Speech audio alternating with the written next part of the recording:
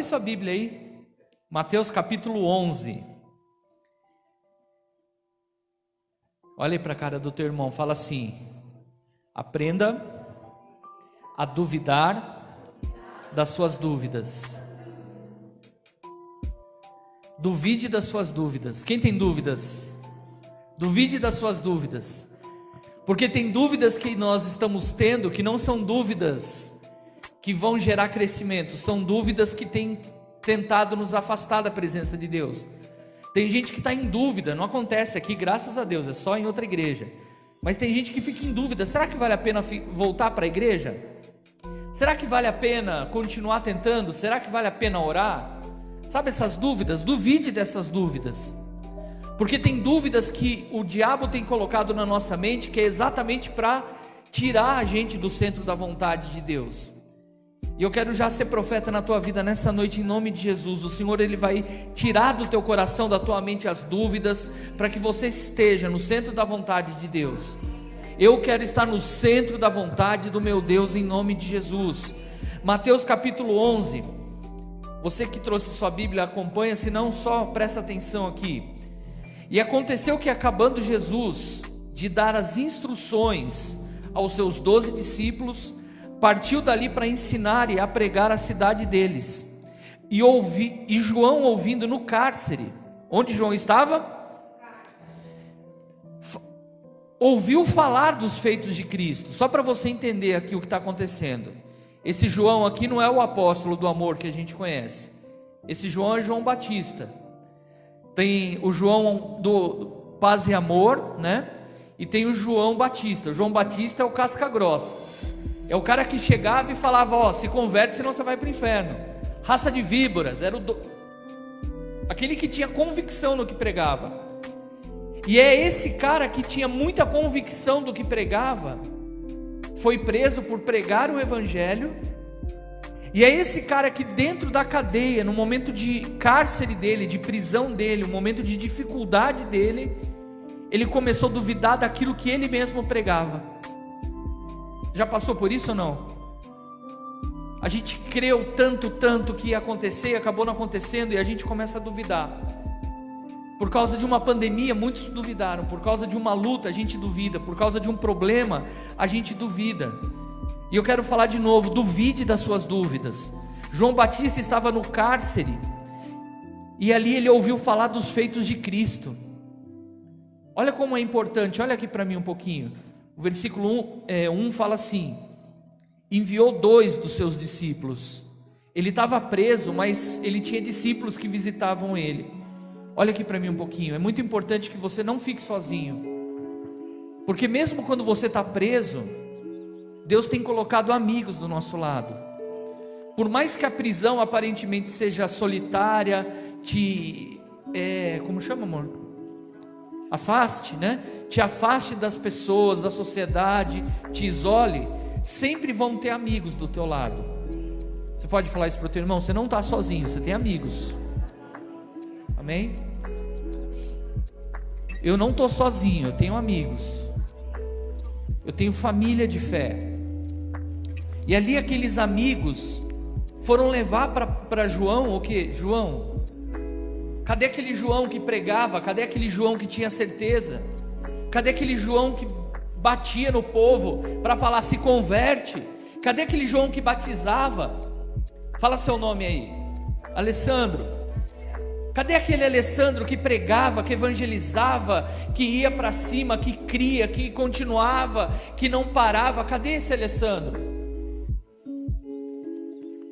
Sabe por que às vezes o Alessandro, mas não estou falando do Alessandro, mas todos nós, sabe por que às vezes a gente está parando? Porque nós estamos duvidando daquilo que Deus já prometeu para nós. E eu quero falar para você nessa noite: o fato de demorar a acontecer não quer dizer que Deus esqueceu. Pegou ou não? Não é porque está demorando que Deus esqueceu. Então para de duvidar daquilo que Deus prometeu para você. Versículo 3: a dizer-lhe: és tu aquele que havia de vir, ou esperamos outro? João fala para os discípulos dele: vão até Jesus que eu preguei, vão até esse homem que eu falei que ele era o Messias, vão até ele e fala: o Senhor realmente é o Messias? Ou vai vir outro depois do Senhor? E Jesus respondeu e disse aos 2 discípulos amigos de João: vai, ide, e anuncia a João as coisas que você viu, as coisas que você viram e ouviram. Fala para João o seguinte: os cegos veem, os coxos andam, os leprosos são limpos e os surdos ouvem, os mortos são ressuscitados e aos pobres é anunciado o Evangelho. Vamos ter um entendimento espiritual de 2 coisas aqui, quando o Senhor fala, mortos são ressuscitados e aos pobres são anunciado o Evangelho. Na nossa cabeça muito simplória, a gente às vezes entende que mortos, você pensa no cara que morreu e ressuscita, e Jesus faz isso, e fez isso, e falou para os discípulos: quantos vocês viram? Não foi só Lázaro que ressuscitou. O próprio João, mas agora não João Batista, o apóstolo João fala que é impossível descrever num livro só tudo que Jesus fez. Mas quando Jesus fala aqui daqueles que foram ressuscitados, vamos entender também que não foram só os mortos, mas os ressuscitados na fé. Eu preciso ser ressuscitado na minha fé nessa noite, porque não é porque o ano está acabando que acabou tudo, não. A promessa de Deus permanece na minha vida, e eu tenho que ser ressuscitado na minha fé. E quando o Senhor fala aos discípulos, e aos pobres é anunciado o Evangelho, o Senhor também não está falando especificamente só aos que não têm dinheiro, mas Jesus está falando aos pobres do que? De espírito. No nosso meio, quando eu falo nosso meio, não Experimente Church só, nosso meio, povo de Deus, tem muito miserável, tem pessoas que não se enxergam como filhos, e o Senhor fala para eles: lembra, vai lá e lembra João quem ele é, fala o que eu estou fazendo, fala para ele não esquecer de tudo que vocês viram ou ouviram. Igreja, olha aqui para mim, não esqueça de quem é Jesus na tua vida, não esqueça do que Jesus já falou para você, do que você já viu da parte de Jesus. Aviva a tua fé, está comigo, irmão? Em nome de Jesus, aviva a tua fé. Não esquece daquilo que Jesus já fez, daquilo que Jesus já falou. Não fica olhando para aquilo que os teus olhos mostram. Não olhe para pessoas, olha para Jesus. Porque, querido, eu estou aqui hoje como um pastor, mas eu não estou aqui como super-homem. Tem dia que eu estou cansado, desanimado, e se você olhar para mim, talvez você pode se frustrar. Se você olhar para a tua esposa, para o teu marido, para o teu irmão, você pode se frustrar, que a gente não está bem todos os dias. E a gente olha para João nesse texto, ele estava preso, tendo um momento ali de paranoia, né? Um momento de ser ou não ser, eis a questão, é verdade tudo que eu fiz até agora? Esse Jesus que eu preguei, será que ele é verdadeiro ou eu perdi tempo da minha vida? E às vezes a gente passa por isso. Está valendo a pena servir a Deus? Querido, vale a pena servir a Deus, não deixe de servir a Deus. Vale a pena crer nas promessas dele, não deixe de crer. Não desanime, não pare. Mas pastor, eu estou preso. João estava preso. E tem um detalhe, não vamos esquecer, além de preso, já tinha uma sentença para ele. Como que João morreu? Quem sabe? Tramontina, corte rápido. Ele foi decapitado. Ele já sabia o que ia acontecer com ele. E Jesus já nos lembrou lá atrás, em Lucas, se não me engano, falando que no mundo nós vamos ter algumas aflições, mas tenha bom ânimo. O ministério de João foi cumprido, mas João, antes de ser decapitado, ser morto pelo Evangelho, ele precisava lembrar a quem ele estava servindo.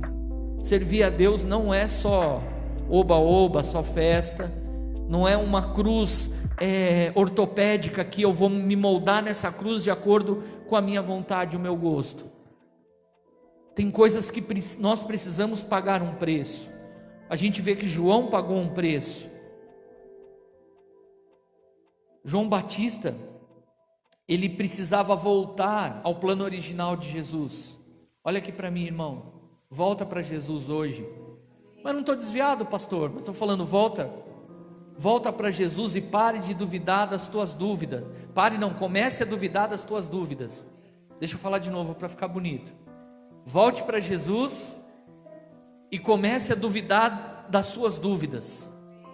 Porque tem dúvidas que estão aí na tua cabeça exatamente para roubar a tua estabilidade, para você surtar, para você abrir mão. Quando os discípulos chegam a Jesus, Jesus fala para eles, vai lá e fala para ele lembrar quem ele é. Galera que está no Facebook, deixa eu falar com você, não esquece quem você é em Deus. Pessoal que está aqui online, presencial, não esquece quem você é em Deus. A gente tem problema, a gente tem luta, e a gente é tão bobo que a gente costuma valorizar mais a nossa luta do que quem nós somos em Deus. É tão verdade isso que se a gente conhece alguém que passa por problema, a gente fala, problemático lá, o ciumento lá, o maluco lá. Mas nós não somos o problema. Você pode declarar isso? Eu não sou o problema, eu sou imagem e semelhança do meu Deus. Discípulos de João vão até ele e lembrem quem ele é. Igreja, lembra quem você é em Cristo. Fala seu nome de novo aí, Alessandro. Lembra quem você é em Cristo. Lembra das promessas de Jesus para você, Alessandro. E naquele momento que ele estava lá sendo atormentado pelas vozes contrárias, os discípulos voltam com as boas novas, e nós estamos aqui hoje nessa noite reunidos, trazendo as boas novas de Cristo, para que nós venhamos não mais ser visitados pelas vozes contrárias, mas para que a voz do Espírito Santo, ela venha falar ao teu coração, lembrar quem você é, para que você lembre que essas prisões emocionais, essas vozes contrárias, não têm autoridade, não têm poder sobre a tua vida. Se nós aprendermos a ser grato, está comigo ou não? Se nós aprendermos a ser grato, a gente vai ver que tem muito mais coisa boa do que ruim que a gente passa. Só que a gente costuma valorizar a dificuldade. São dias de nós valorizarmos as coisas boas que o Senhor tem feito. Você percebe que a maioria das pessoas são boas, são ou não são? Mas existe uma minoria que enche o saco. Tem uma minoria que grita muito e faz barulho. Tem uma minoria que parece que quer ver tudo caindo. Mas a maioria são pessoas boas. É uma minoria que não gosta da gente, sabia disso? A maioria das pessoas, elas se interessam por nós. A maioria das pessoas oram por nós. A maioria das pessoas se preocupam de verdade conosco. Pedro estava lá, os discípulos podiam falar, azar dele, mas ele tinha uma maioria de dois discípulos que obedeceram a voz de João. O que eu falei? Pedro, desculpa, João, me empolguei aqui. João, foram até Jesus e voltaram com as boas novas. Olha como é importante você não estar sozinho. Olha como é importante você estar cercado de maioria de pessoas que gostam de você, que amam tua vida. Então, não assista um culto, viva esse culto. Deus está dando hoje uma experiência para nós. Pessoal do Facebook, não assista apenas, viva essa experiência. Tem 3 áreas da nossa vida que tentam nos atingir todo momento. Em primeiro lugar é o pensamento, e a própria Bíblia fala que assim como nós nos imaginamos, assim como nós pensamos ao nosso respeito, o que a Bíblia fala? Assim nós somos. E Jesus chega para aqueles 2 discípulos enviados por João e fala para eles: voltem e falem para João o que eu estou fazendo. Fale para João, eu estou curando, eu estou ressuscitando e o evangelho está sendo pregado. Fala para João não esquecer do que ele começou, eu estou dando continuidade. Não esquece daquilo que Jesus já começou na tua vida. A gente tem uma facilidade, e aí acho que eu ganho de vocês talvez, de me perder muito fácil. Eu me perco muito fácil nos meus pensamentos. Quando eu vejo, eu falo, opa, eu tenho que voltar. porque minha cabeça vai longe. E se eu não cuidar dos meus pensamentos, eu posso ser roubado. Eu posso pensar coisas que vão contra mim mesmo. E às vezes a gente está tão preocupado, eu fico vendo, né? Eu dei risada esses dias atrás, eu estava vendo um pastor pregar, e daí ele falou que ele foi orar para expulsar o demônio de um cara. Daí o cara falou, em nome de Jesus, sai. Daí o outro pastor falou, viu, não é assim que expulsa demônio. Você tem que trocar uma ideia com ele, conversar. E o pastor é da sua terra, viu? Ele falou, oxe, eu não falo nem com a minha mulher direito, eu lá quero ouvir o diabo. Sai fora, em nome de Jesus e tchau, né? Sai fora. A gente precisa entender quem nós somos. A gente precisa ter o nosso pensamento em Cristo Jesus. Jesus tratou ali naquela conversa os pensamentos, discípulos, lembrem aquilo que eu estou fazendo, lembrem quem eu sou, e lembrem João quem eu sou. Vai lá falar para ele. Lembra, quantos anos faz que você já se converteu? Pensa aí. Vale a pena agora, depois de tudo que você passou, parar? Lembra da luta que foi para você começar a tua empresa, para você arrumar esse emprego, para você casar? Vale a pena depois de tudo jogar fora? Porque aparentemente está difícil? Porque aparentemente seus pensamentos são contrários? Olha para Jesus agora. Você crê que foi Ele que deu o casamento? Então luta por Ele. Crê que deu a empresa? Luta por ela. Crê que Deus deu o emprego, a casa, enfim, eu não sei aonde que Deus está falando ao teu coração. Mas é por isso que Paulo fala lá aos Efésios sobre a armadura do cristão, e ele fala especificamente sobre um capacete. Capacete serve para quê? Proteger a cabeça. Só que nesse caso Paulo fala a questão espiritual, proteção da onde? Os pensamentos. Está comigo ou não? Falei para o teu irmão, proteja seus pensamentos. Fala assim, para de pensar besteira.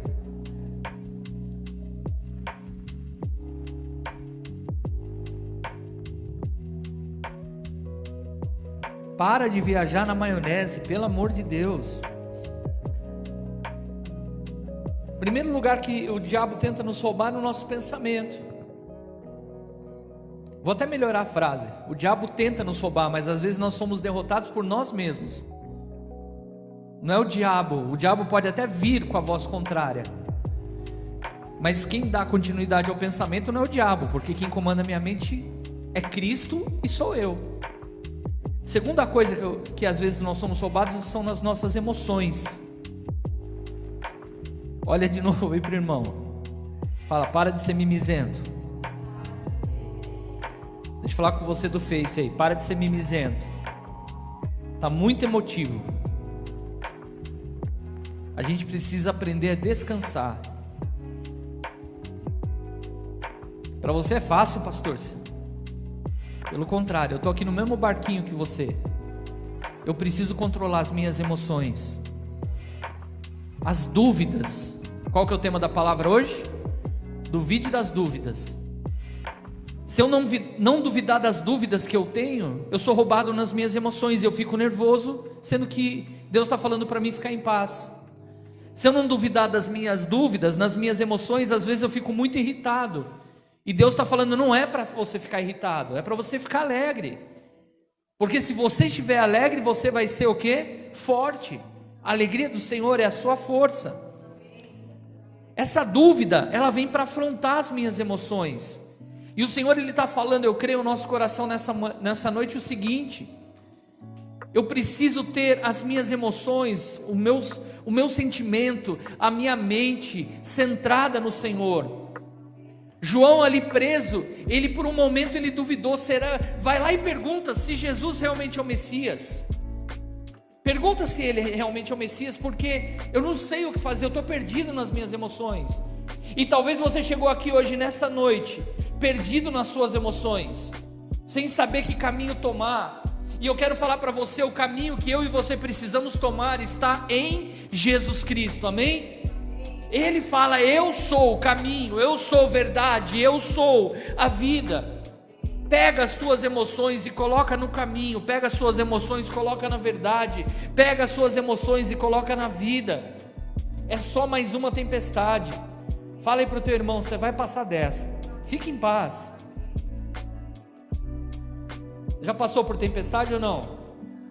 Uma vez ou mais? Trocentas. Terremoto, tudo. A gente está falando de tempestade. Como que estava a emoção dos discípulos no barco da tempestade? Todo mundo, vamos morrer, né? A gente vai morrer. Às vezes eu e você estamos aqui hoje falando: não tem jeito, vamos morrer. E daí no meio da tempestade, como que Jesus estava? Dormindo. Gênesis 1 fala que nós somos imagem e semelhança de Deus.